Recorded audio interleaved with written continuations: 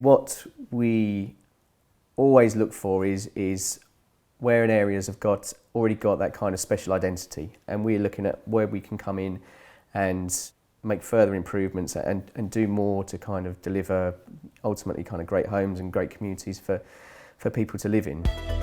Welcome to Lifestory in Conversation. This time we're talking about land with Emma Webster and Neil Sams. Hi there, and welcome to the second episode of Lifestory in Conversation podcast. I'm here at Anthology Deptford Foundry with Neil Sams, Land and Planning Director for the London and South East region.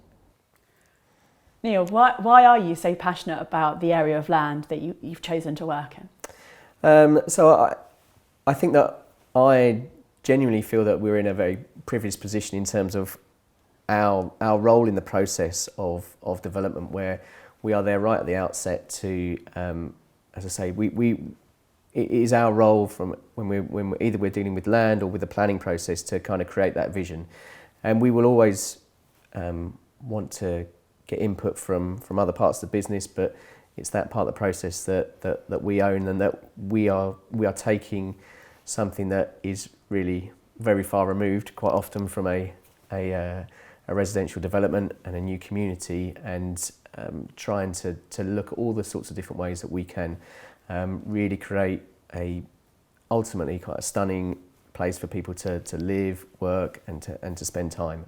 Tell us a bit about yourself and your journey to Lifestory. I've been in the property industry now for just over 20 years.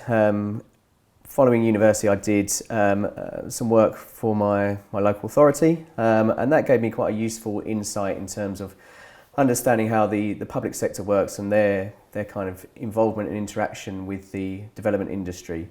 From there, I moved to another large house builder, and was actually there for close to 12 years, and that enabled me to get a very good understanding of the development process. I was involved in a lot of large regeneration schemes, predominantly within London, and that period enabled me to really kind of, I suppose, develop my expertise around how development works, but also gave me the time to see how a number of our new land opportunities that we were able to acquire as a business came through to fruition, and sort of realising that vision that you have at the start of the process. I joined the Anthology part of the business in 2014. So I was one of the first people to come across and be involved in the original setup of Anthology, and we grew that business from there, and it's great to come back to places like Deptford Foundry, which is actually the first site that we acquired as Anthology back in 2014, to see how this development has gone from a few sketches on a piece of paper, which was a site of a number of old warehouse buildings, to what we've created here today, which is 360 new homes, some workspace for artists, coffee shops and office space. It's really kind of understanding that journey, and then how we've been able to kind of deliver that through. So it's that period of experience that I've had, I suppose, to taking schemes right through to the end has enabled me to kind of, I suppose, think a little differently about how we approach things from the land acquisition side. And it was certainly great to come to Deptford today and to be able to walk past the Green Man that I've heard so much about, pop into the coffee shop, and, as you say, go past the areas where artists are creating amazing things right on their doorstep, which is fabulous. Yes. So when you're looking for land, what makes a great piece of land? What makes you think that this is something that people could love to live in and build great communities? Yeah, so I mean that's one of the key things that we will always look at when we are assessing a piece of land at the outset. I mean, what we always look for is where in areas have already got that kind of special identity. And I can still remember the first time that we came down to Deptford Foundry. As I said, it was an old foundry originally. A number of warehouse buildings existed on the site that were then vacant. But you could get the real kind of sense of community that exists within Deptford.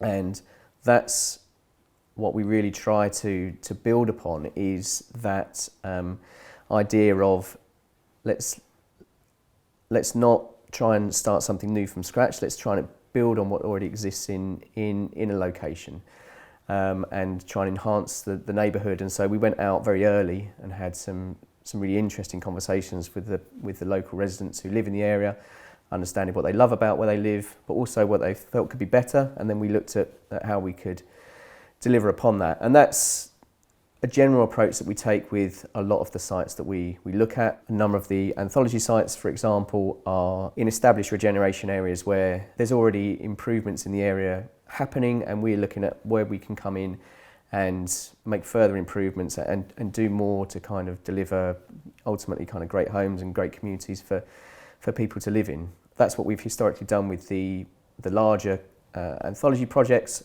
That's what we're now focusing on as far as the retirement part of our business is concerned as well, where we are focused on looking at potential development sites around high streets. And the reality is some of our high streets are struggling at the moment, and so it's whether we can help to diversify the offering in high streets, to look at bringing some new residential accommodation into more established retail areas.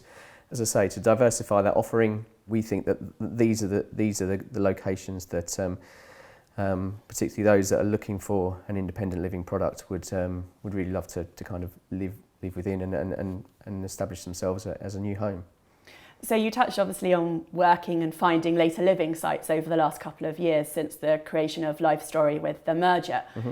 Just really interested to find out about some of the differences and the challenges behind buying sites that are open market and the later living side of things that you've experienced over the last couple of years. Yeah, so I mean there are a number of parallels between those kind of, I suppose, two slightly different sectors of the market. We're always looking at delivering in areas that have got really good local amenities, that are already, as I say, to a large degree established places where you can readily recognise that these are areas where people would want to live. Where there are probably slight differences between the two is in that for the Anthology open market product, as I say, we've been predominantly focused on regeneration areas. Historically, Anthology has been focused on London, but as a business, we're now looking to expand that offering out into other regional cities and towns. And as I think that's where you've got that improvement happening into an area, that's where we're looking to build upon some of the work that might have already happened.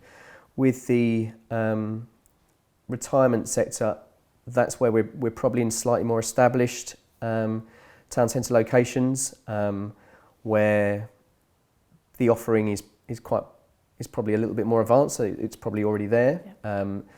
And so that we're not looking at necessarily making radical improvements to an area in terms of what we're creating on a site, and that's quite difficult to do on a smaller project that we'd be looking at for our later living offering. Whereas the sort of scale that we work to with Anthology, where probably the average size of development is 200 to 250 homes, we have a little bit more scope to really have that bigger kind of regeneration impact. And do you see a time where Anthology and later living homes could be in the same community side by side? Yeah, I do. Yes, as I say, because I think that there are strong parallels between the two development solutions, and what can work really well for an open market offering can also work really well for the later living offering as well. So I see that those two slightly different sectors of the market could sit really quite nicely together. I think that they will work really, really well in, as I say, in kind of established towns and cities where there is good local amenity in place that will appeal to our more younger demographic who are looking at the open market product, where a lot of our product is aimed at first-time buyers and younger professionals, as well as the older living, the older persons market, who again will want to be making the most of those local amenities, spending money in the local high street, using the restaurants and the coffee shops that are there. So, I think as I say, there are a number of good parallels between the two products. So we mentioned earlier, we're here today at Anthology Deptford Foundry, and you spoke about the early stages of that process. What do you think are the greatest lessons that you've learnt from this community that you've taken forward as you look at buying land across London and the South East region? So one of the early conversations that we had with the local community that live in this area. So the old foundry was very much a gated environment, big heavy railings all around it, warehouses within there, and it acted as a real barrier in terms of just moving around the area.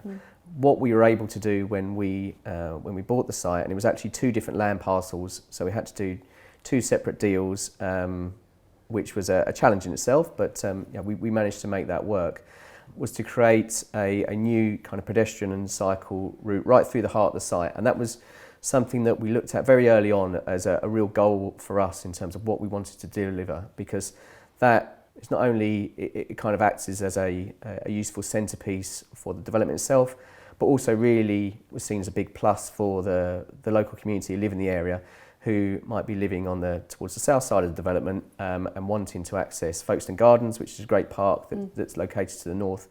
Previously, they had to go on quite a large, convoluted route round to access that park. They can now walk straight through the middle of Anthology Deptford Foundry and access that park in a very safe, pedestrian-friendly way. And we have public spaces within the development, play areas for everybody, as well as the coffee shop that we now have on site as well. So we tried really hard to stick to that and deliver on that vision and make the development work around it. And that was the challenge that we put to our architects, and that was something that we made very clear to Lewisham as the local planning authority, that was something that we felt was a real benefit that could come from the redevelopment of the site, and that's what we were able to achieve. And having come back down here today, it's great to see people using it, and just members of the local neighbourhood just passing through the development and using it. And finally, Neil, we spoke about the challenges and opportunities, but what are your targets over the next 12 months or so in terms of bringing forward new land opportunities across the country? Well, so I think since we've merged the 2 businesses, we are now very much focused on growing our land portfolio to build upon the successful developments that both Anthology, Pegasus and Renaissance have been able to deliver over the past 10 years or so. We are now looking at a range of development opportunities, which could be solely for later living, solely for an open market product, or as you mentioned earlier, some developments that could provide homes for both of those sectors. We are looking at a range of different opportunities. For example, we've just exchanged contracts to acquire a site in Chertsey in Surrey that's going to deliver in the region of around 30 retirement apartments. But equally, we would look at developments up to the size of something like the development we have here at Anthology Deptford Foundry, which is 300 homes plus. And in reality, kind of everything in between. There will be developments that are more appropriate for solely retirement, some that are more appropriate for purely open market, but there is an opportunity, we feel, to bring together our expertise in both open market and later living products to deliver schemes that could offer both could offer homes to both of those sectors. Thank you, Neil, and thank you very much for joining us in our second edition of our Life Story and Conversation podcast. Stay tuned if you like what you've heard so far.